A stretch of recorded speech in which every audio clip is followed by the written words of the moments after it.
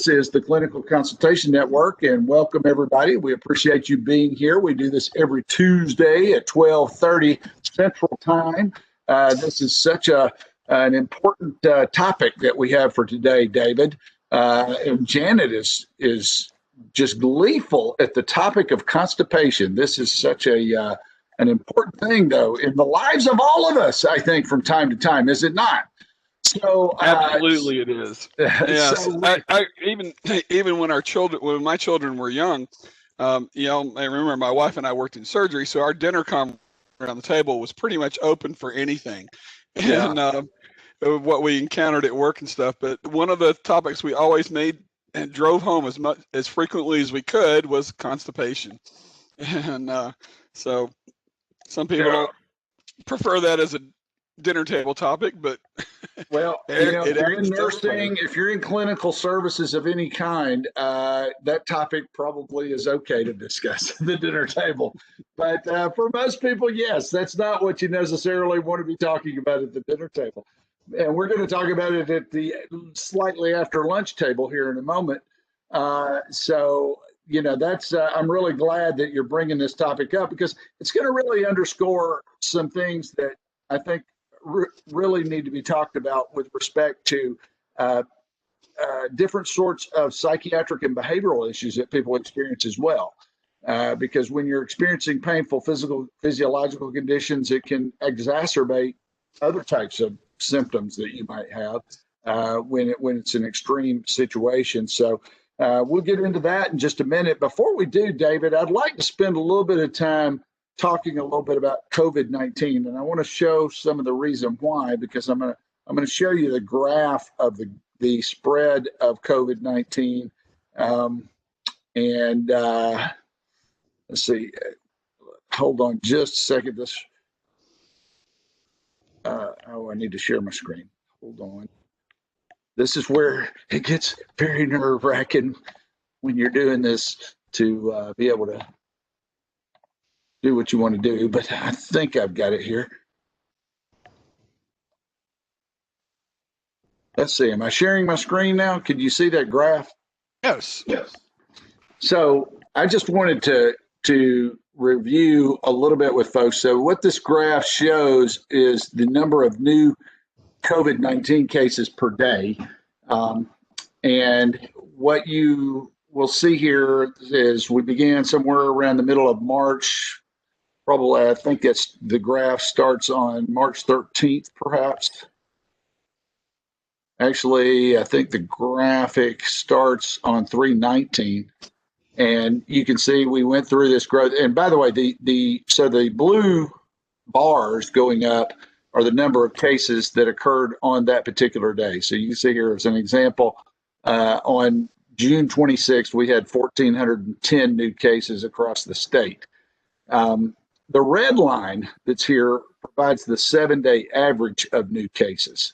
So you can see, I think everybody was probably aware that we had this big increase that occurred, going through most of the summer through about August 1st. And then we started having a little bit of a dip. And I think a lot of people during that period of time were starting to think, boy, maybe we're getting past this thing. Maybe it's starting to sort of level out, go down, be on a downward trend. But then somewhere around the beginning of October here, we started seeing it increase again. Let's see, if I go to 10/4, ever since 10/4, we've kind of been on an upward trend. The last couple of days, we had a couple of days with some pretty low numbers.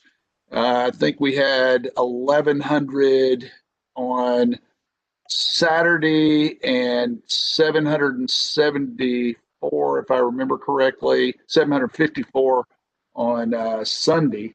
But then yesterday we came back with another 3,161 cases. And actually, David, I expect this number to continue to grow some over the coming months. We're hitting the winter months. We expect that we'll probably all be inside more, where we're going to be in close quarters and more likely to pass COVID-19. And so from that perspective, I've got concerns As everybody probably knows by now, people with IDD have experienced a rate of death related to COVID-19 that's about 4 times what the typical population is experiencing. And that's because of the tremendous co-occurrence of different medical conditions that make them very vulnerable if they get COVID-19. And, you know, so even if it doesn't result in death, it's a lot more likely to cause some of the real severe symptoms and maybe have lasting health effects for people with IDD. So, David, I just thought it would be good for us to talk a little bit about this and just bring back to everybody's attention the importance of some of the prevention procedures that are really of critical importance as it relates to this. And maybe try to deal with any questions that anybody may have at this point. Well, I certainly appreciate you reading it. I'm getting an echo, sorry. I really appreciate your allowing us to continue to bring this up at the meetings. Well, I'm still getting an echo. You sound okay to all of us. Okay, good. You know, I think it's just COVID fatigue. Everybody's just tired of it, and they're tired of having to follow these rules and wear masks and everything. They want to socialize with other people, and they want to visit family on these upcoming holidays. And so, yeah, I agree. It will increase, and that's, to me, is just alarming, which is why I want to keep reminding everyone every opportunity that we get of how important it is to wear a mask, wash your hands, clean frequently, and let's limit group gatherings as much as possible. And that's going to be rather challenging for some during the holidays. I think we're making plans right now to do Thanksgiving with Zoom. And, are you okay? But I think that'll work just fine. We've had Saturday night dinners with family members where we all cooking the same thing over Zoom, and it's been fun. So I've gotten accustomed to it, you know, and I do find myself growing tired of washing my hands for 20 seconds. I guess that speaks to, that's always been how long you're supposed to wash your hands. I understand. However, I will have to say that before this, I did not really do that. And it is kind of annoying to sit there and say, oh, well, I've got another 10 seconds to go here. It's certainly not something that I really like. But at the same time, it's such a critical thing, David, you know, keeping ourselves sanitary as we go through this. Another thing that you've brought up numerous times before, David, is making sure that you get a flu shot. Can you explain a little bit about why that's so important in the midst of this pandemic, even though it's not the flu? You're on mute, David.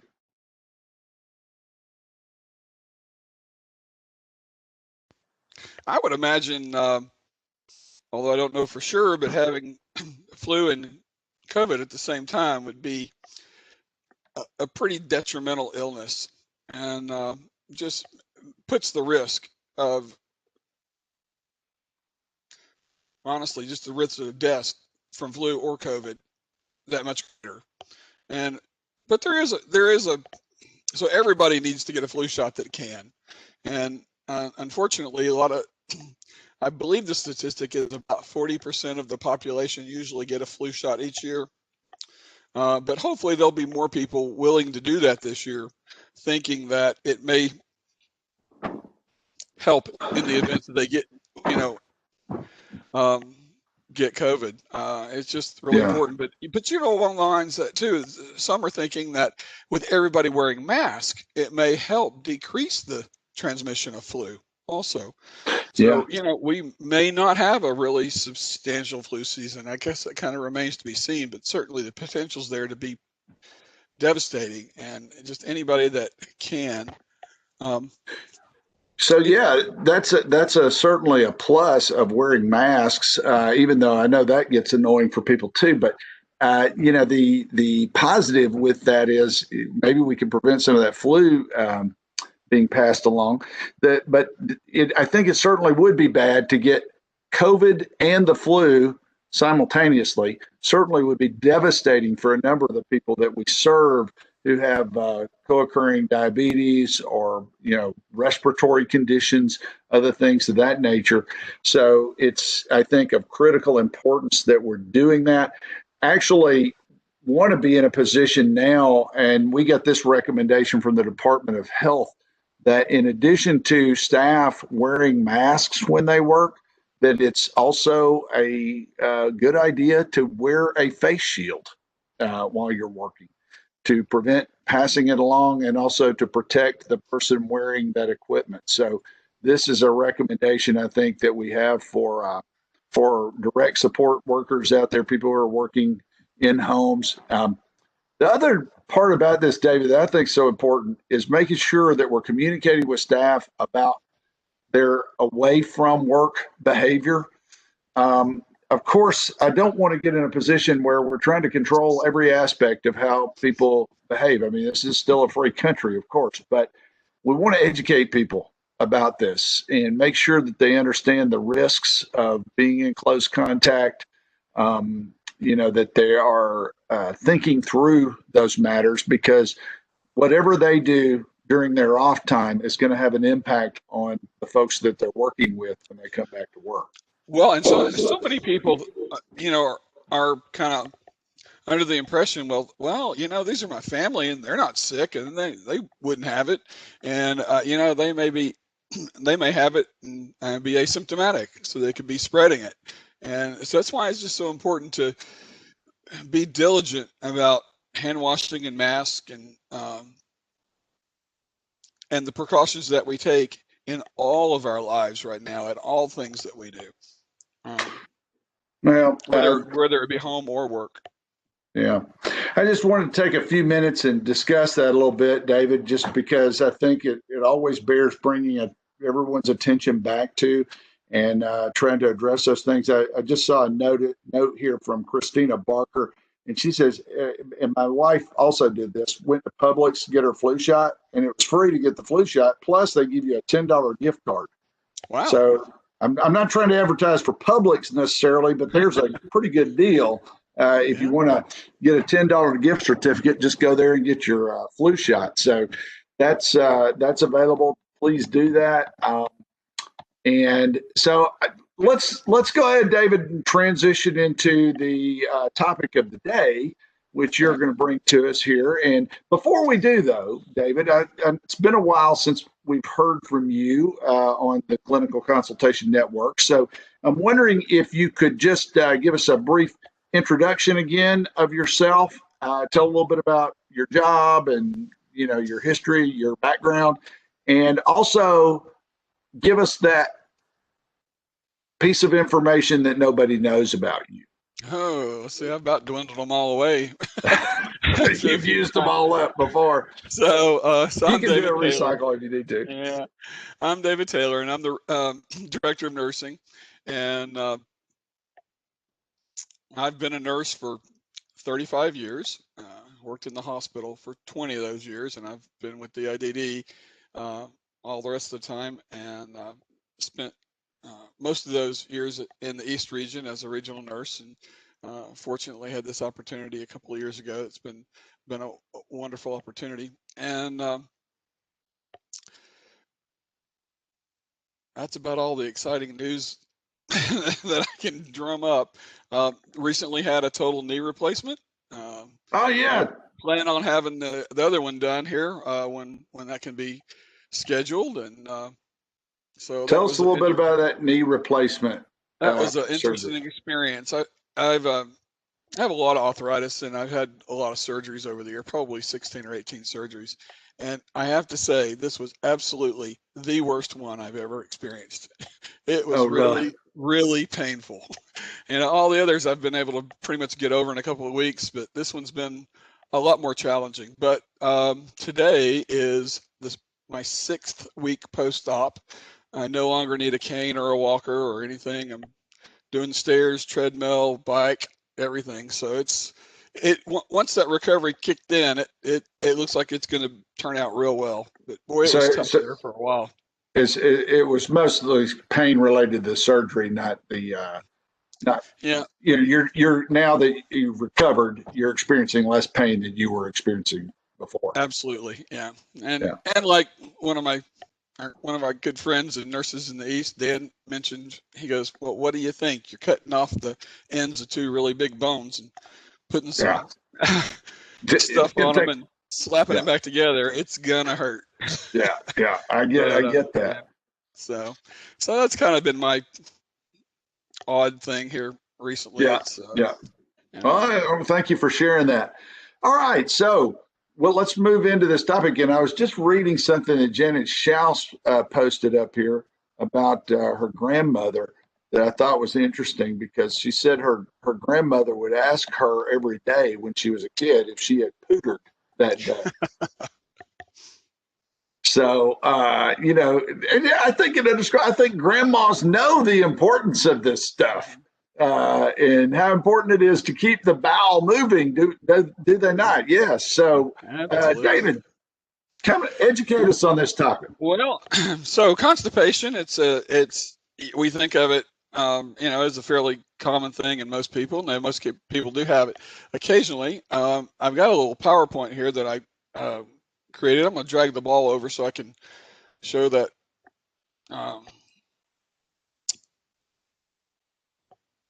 Let's see. You don't have to drag the ball, David. You can just hit share. Oh, okay. I'll see a screen there. I hope. Yes? No? Did I lose everybody? Yes, I see it, David. I see. Oh, great. Okay. Thanks. So, constipation would be considered one of the disorders of the bowel, and occasional constipation would be defined as episodes of constipation which resolve easily and from time to time. And most everyone has episodes of constipation. Chronic constipation requires treatment with medications to control the symptoms and maintain regular bowel movements. And a lot of people we support that receive services through DIDD have this problem. But if your constipation progresses into more medically complicated issues, you can develop bowel obstructions. So constipation is defined as having a bowel movement fewer than 3 times per week. Stools are usually hard, dry, small, and difficult to eliminate. However, normal bowel function can, it's really different depending on the person. It may range from 3 times a day to 3 times a week, depending on what your normal is. But generally, I mean, I would say daily would be the ideal if you were looking at a goal to shoot for. So individuals at risk, certainly individuals with intellectual and developmental disabilities have increased risk because typically they're less active. They may not receive as much dietary fiber as needed, and they may drink less. And this is the fluid intake is a thing that I wanted to really focus on for a second because my mother, she died in 2017, but she had been in assisted living for 9 years, and she had Alzheimer's. And I went there like 3 days a week to see her, and I'd usually have dinner with her and watch movies or something, put her in bed. But I noticed that most of the time they only had whatever fluids they were given with their meal at dinner time. And I know sometimes when I was there in the afternoon, they would have an afternoon snack and they'd give everybody a cup of water.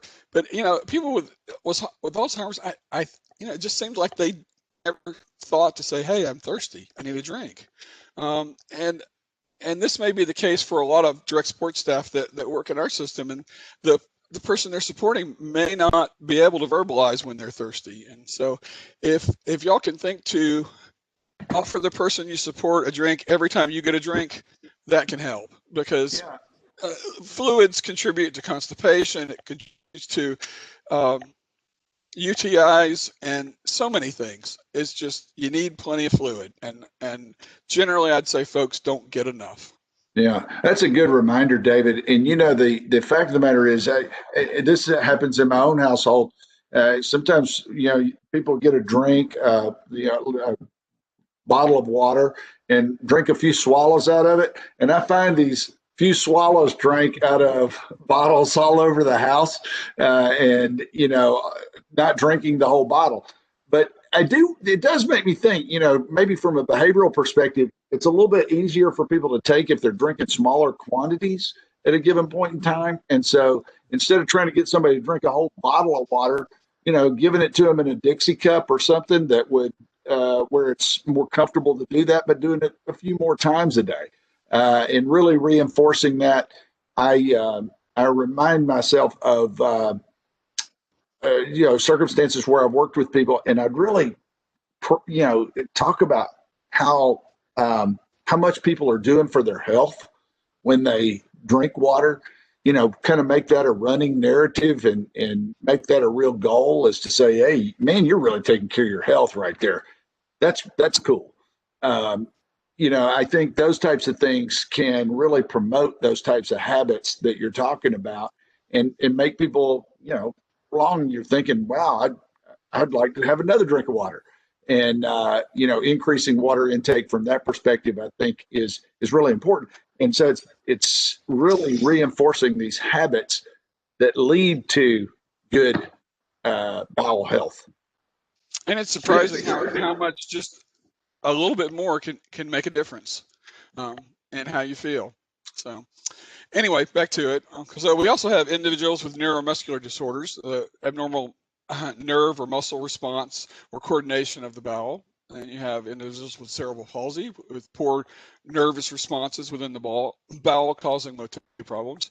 And one that I think probably contributes a whole lot more than we know to people we support is individuals on multiple drugs with constipating side effects.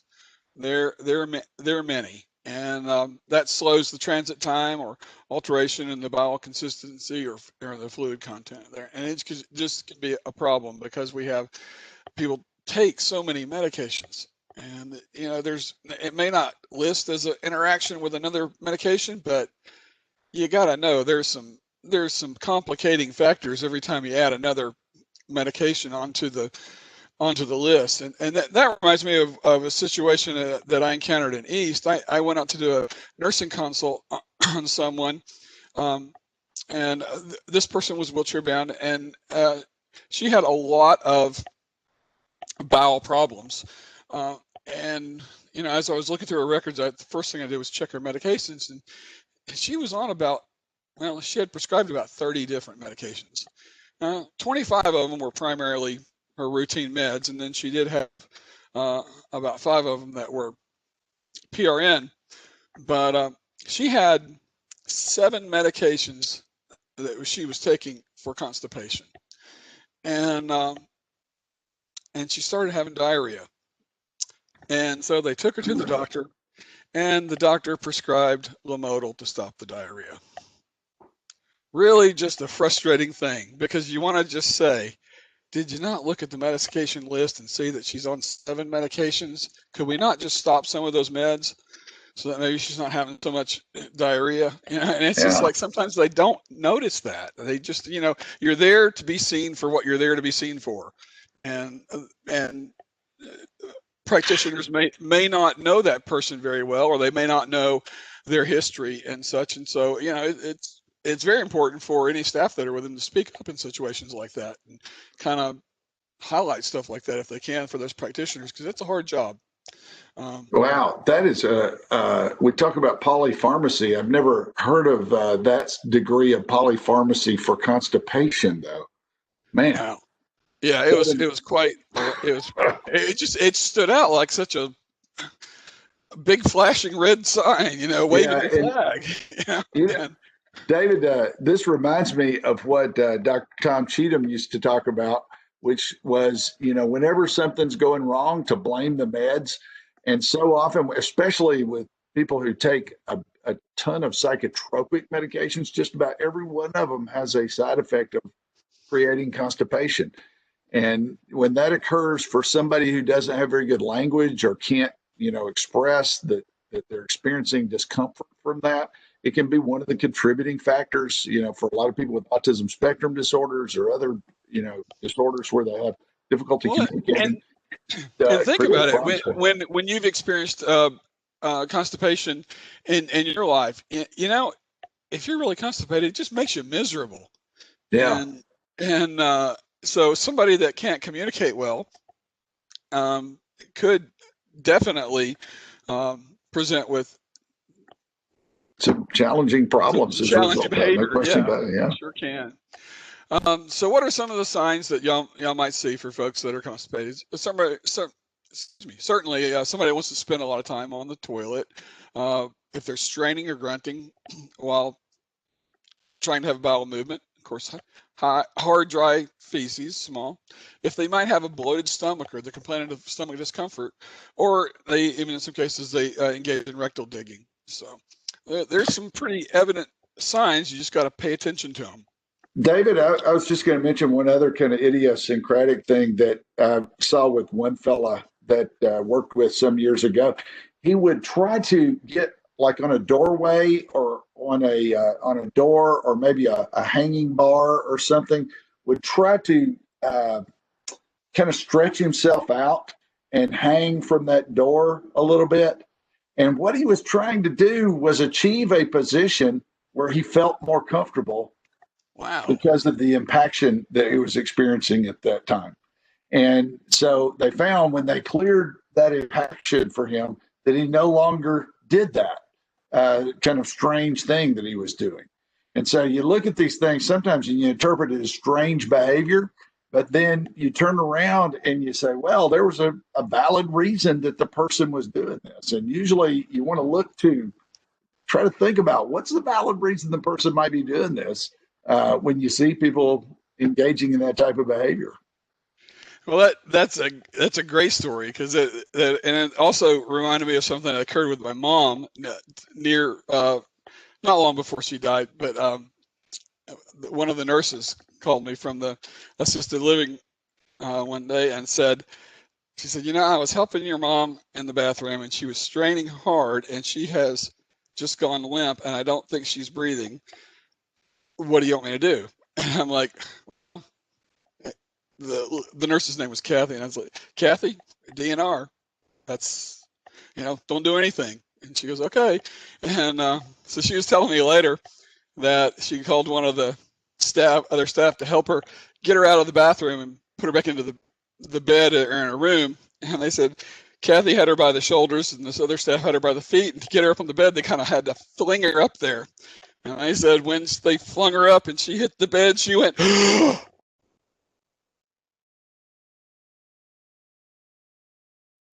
David, somehow you muted yourself in the middle of your story there.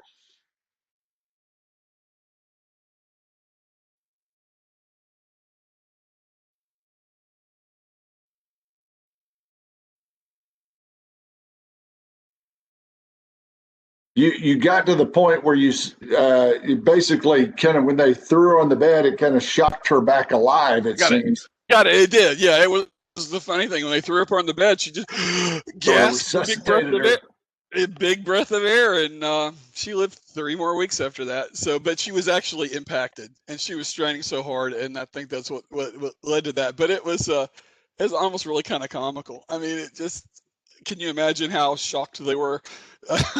Well, at something like that. I see we have some Memphis folks on the line. Also, of course, that's the way that Elvis Presley died. Was good point. Trying to have a bowel movement as well. So, just underscores how important good bowel health is. Right. Absolutely. And so, what are some of the treatments for constipation? Of course, if you want to treat it conservatively or preventive measures and increase your intake of fluid if you can. So I meant to say this earlier, but some people are on fluid restrictions because of renal issues. So you have to be mindful of that and possibly even discuss with their primary care on what constitutes enough, constitutes too much. And if they're having problems with constipation, maybe they need to take a different avenue for treating it. But also increase fiber intake, and this is kind of an important thing too.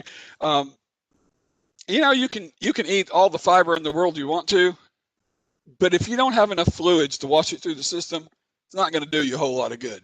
So fiber is important, but you got to have fluid to go with it. And those of course, together. Let me ask you a question about that, David. So when you talk about fiber intake, just maybe review a few of the foods that have a lot of fiber with them, and you know, what are some good things to increase your fiber intake? Oh, well, y'all gonna have to help me out on this. I'm not a good spur of the moment type of person, but lots of fruits and vegetables as you can certainly have fiber. Grains and whole wheats, oatmeals, some cereals and such. How about Halloween candy? Is that good for your fiber intake? Well, not with the pile that I ate here. No, I would guess not. I think candy corn could be one of the worst things that perhaps are your fiber intake. So on top of that, let's all increase physical activity. And this is an issue for a lot of people that we support. And they're at home a lot, and they may not want to do stuff. They want to just hang out at home. And certainly now with the pandemic and just this continuing to rage on, I mean, I would say that a lot of outings have been limited, and people are pretty much staying at home more. But there's things you can do around the house to try to be more active. Just getting up and walking around every hour would help, I'm sure.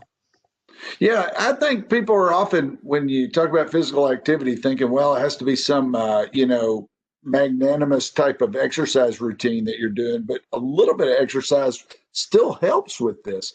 But if you're sitting in a chair all day, it's gonna have an impact on that. We've seen that through several of the seating and positioning presentations that have been made, because a lot of people who don't have a lot of ability to move around much can experience this decreased physical activity, and so as a result experience a lot more constipation.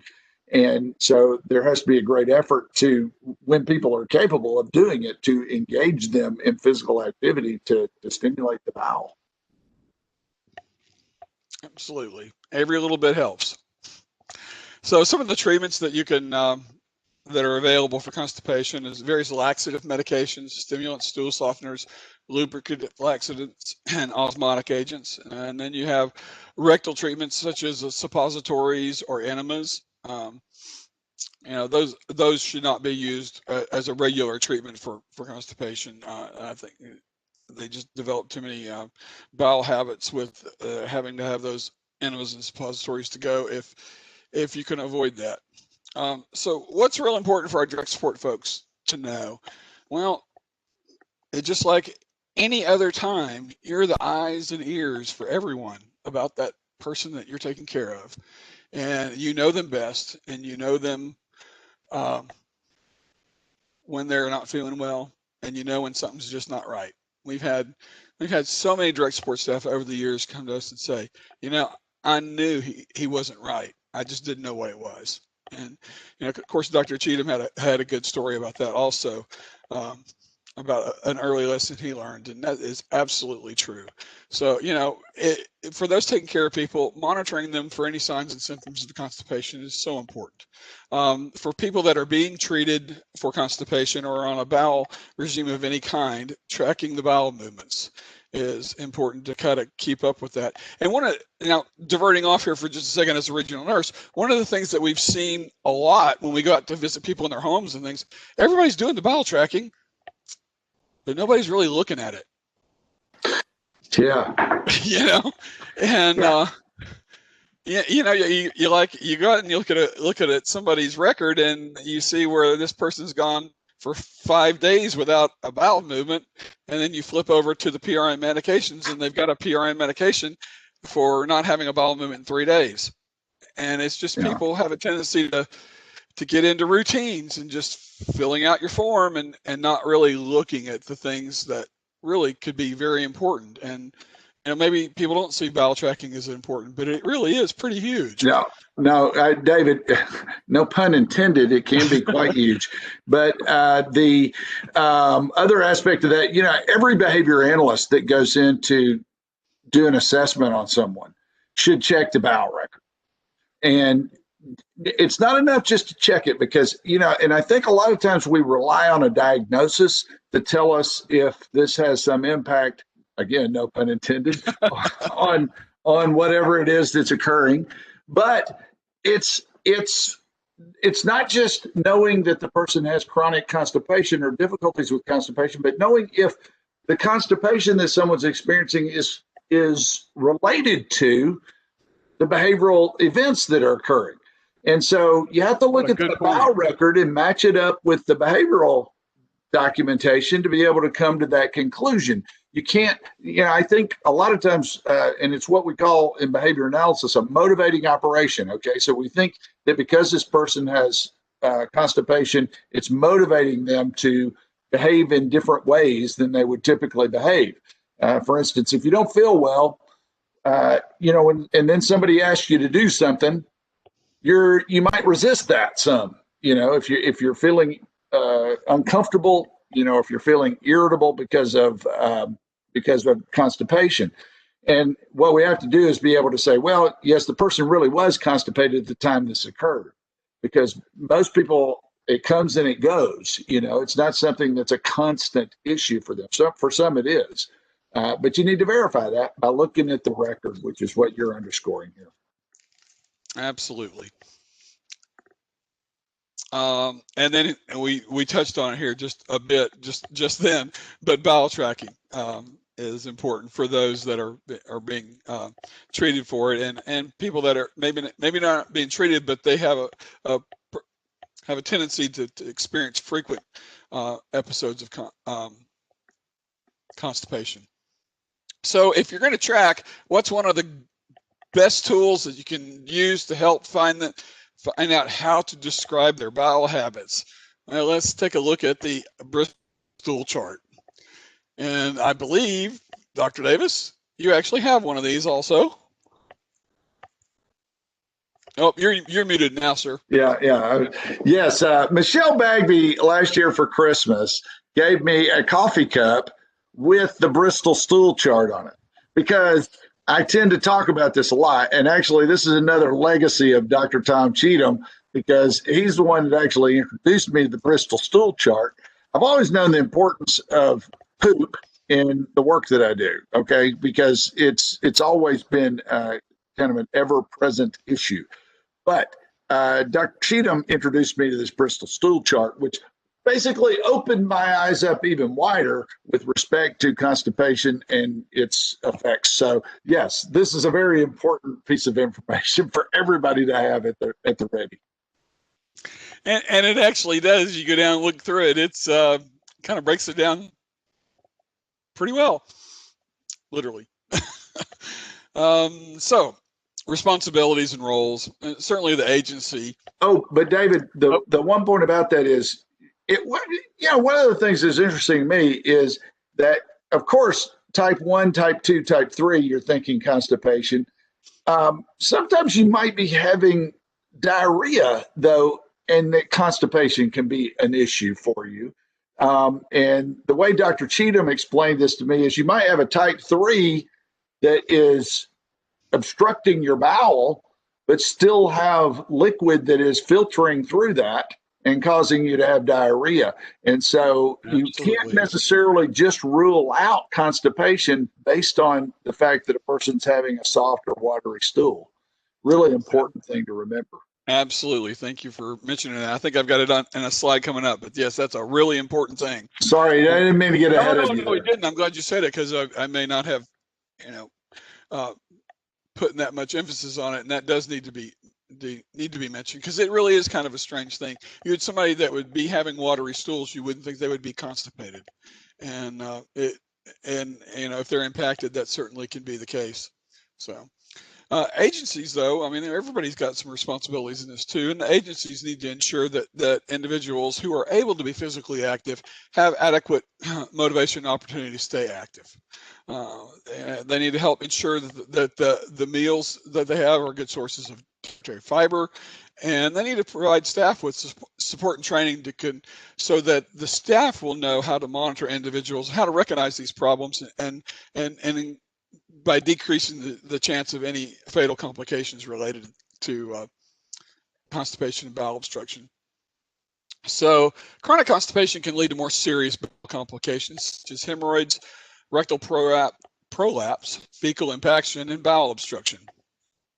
Bowel obstruction refers to the partial or complete blockage of the small or large intestines. It can be a mechanical blockage, such as a tumor or a foreign object blocking the bowel, or it can be non-mechanical when the bowel just won't move contents through it. Either way, bowel obstructions due to constipation is the most common cause of preventable death for people with IDD in community settings, and it is one of the fatal 5 conditions. So, you know, it's so strange to sit there and think that one of the leading causes of death in this population is constipation. And that just seems so odd, but it can lead to bowel obstruction that leads to death for people. So it is a significant thing, and it's not just the common occurrence for a lot of the people that we support. Yeah, David, you know, we had a fella that a few years ago, and I used to work with a physician named Dr. Leslie Rubin. He was a physician down at the team centers in Chattanooga when I worked down there. And he examined a lot of people with disabilities. And one of the first things he would recommend for any person that came to see him who was having some sort of a behavioral issue was to have a KUB done, essentially to examine the bowel, to examine their stomach, to see if they had an impaction of some kind. And one of the stories he told, he was a South African guy, so he had an English accent. And one of the things he said was, it was no wonder the guy was hitting everybody because he had an impaction up to his neck. And, you know, so it's one of those issues that can really create so many problems. And you're pointing out here that it can even cause death for people. So something that is, you know, enough of a physical intrusion to cause someone to die is certainly something that can cause someone to behave in ways that are not ordinary for them. And especially in circumstances where this is something that comes and goes, you know, if somebody's more aggressive at some times than at others, then you can start thinking about different sorts of physiological conditions, and bowel obstructions being one of them. Absolutely. So some of the signs and symptoms that they might see would be abdominal pain, nausea or vomiting, abdominal distension or rigidity, decreased bowel sounds, the person not passing any gas or stool, and leakage of loose stool around a mechanical obstruction, such as an impaction. So, and that's the case that Dr. Davis was just talking about. Is you could be obstructed and have liquid stool coming around it and not give the appearance of maybe having diarrhea, but there's actually more to it. My thing is, I don't, you know, not everybody's going to remember all these symptoms, and certainly probably not all the direct support staff. But it goes back to encouraging people just to report anything that just doesn't seem right. It's not acting right. You know, well, if he's not acting right, what's he doing? Well, I don't know. He's just not acting right. But maybe somebody needs to come look at him. You know, that kind of thing, and that can really save people. Some of the more advanced signs and symptoms would be tachycardia or a fast heart rate, low blood pressure, fever, or altered consciousness. And of course, all these would be a medical emergency. So what's the prevention? Adequate active movement or exercise, diets that are high in fiber with adequate fluids, recognition and adequate treatment of constipation can prevent serious medical complications. And then recognition of the signs and symptoms of bowel obstruction allows for prompt medical intervention in the event of complications from constipation. And certainly this is could be a preventable death. And that's it. David, one question. So can people, this is, I think I've observed this in previous circumstances, but I want to get your opinion on it. That people who maybe take constipation medications on a regular basis, is there a tendency to get dependent on that to stimulate the bowel? Yes, sir. They are habit forming. I should say you kind of get dependent on having to have that laxative to move things along, and it kind of can mess up your whole system. Yeah, so it just underscores the need to try to treat this with some of those preventive measures you were talking about as a way of intervening whenever you can, so that you don't get to the point of having to use frequent bowel stimulating medications like Miralax and other things like that. So, well, thanks, David. That's great. Do we have any questions or commentary in the chat box today, Michelle? We had a few comments. Let me get up here. Janet suggested possibly using those tiny bottles of water to prompt people to drink more fluids. Kanisa shared that beans, broccoli, berries, avocados, popcorn, dried fruits, and apples have a lot of fiber. But again, you have to have fluid to go along with it. Yeah. Another comment, fluids are important also while taking laxatives, as the person can become easily dehydrated. And Marie shared that therapeutic positioning, such as side liars, have proven beneficial for constipation in the DD population as well. Yeah, that's great. Yeah, I'm glad she brought that up. I was trying to hint at that a moment ago when I talked about the seating and positioning clinic, but that was really what I was trying to drive at, and she articulated that very well. So that's great. Was there anything else? Well, not at this time. I'm going to go ahead. Well, we had one more. Okay. So Spring shared, although water is best, sometimes people within this population preferred flavored drinks since it has more sensory information. Well, I kind of have to agree with that. I get tired of drinking just water a lot, and so I keep those little Mios and Kool-Aid things to add to my water from time to time when I just don't want to drink water. So if the person can have those, that's certainly a way of encouraging them to drink more. That's good stuff. Well, all right. So, David, thank you so much for that. That was great, kind of a primer, I think, for everybody on constipation and how important it is in not only a person's health, but maybe their mental health, maybe their behavioral health in general is going to be affected by this. I mean, when you think about when I think about all types of different medical conditions that someone might experience, you really can't separate that much from a person's behavioral health. Because if a person is experiencing, and there are some studies, now this is a correlational study, not necessarily a causal study, but studies that show that 80% of people with aggressive behavior have co-occurring medical conditions that could be contributing to that problem behavior that they're experiencing. Now, does it cause it?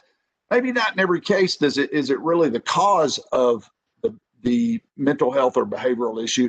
But it certainly can be a huge contributing factor. I mean, think about people with UTIs, urinary tract infections. Oftentimes, those folks will experience psychotic responses to having that physiological condition. And it'll be a condition they only experience when they're having that urinary tract infection. Same thing could happen with constipation or any of a whole host of different types of medical conditions that people have. And this is so important. One of the things, David, that this points out to me is the importance of small things, looking at the small things when you're dealing with any type of issue. I wrote this article that I attached to this week's advertisement for today about small things. And there were 3 examples I gave of this. Like when you're working with a person with borderline personality disorder, to be able to notice some of the small things like the efforts that the person is putting forth toward managing their emotions, They might be just little movements in the direction that you want, but you've got to be able to address those in order to be able to help the person experience a greater outcome. There was the example we had of Darren a few weeks ago, somebody that Debbie Poyer worked with very closely.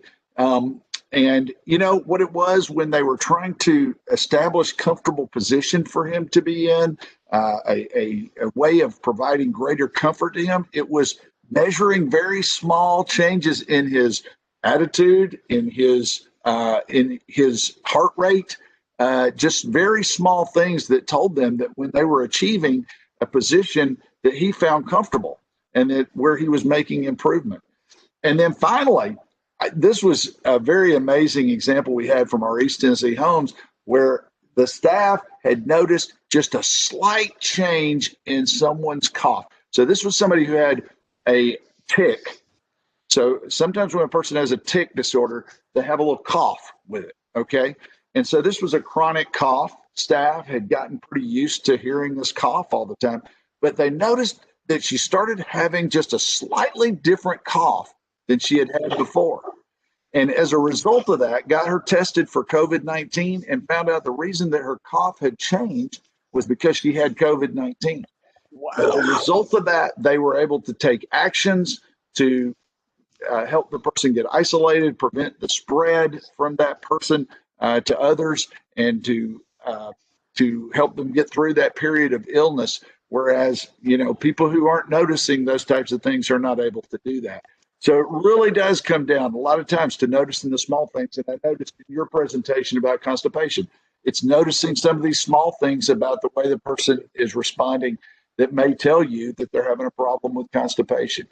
So just a critical key thing, I think, as we do the work that we do, and underscoring, you know, to me, David, the absolute critical importance of direct support professionals in this, because first of all, they're going to have the baseline about how this person responds, and they're going to know when something is a little bit different, and that they need to intervene.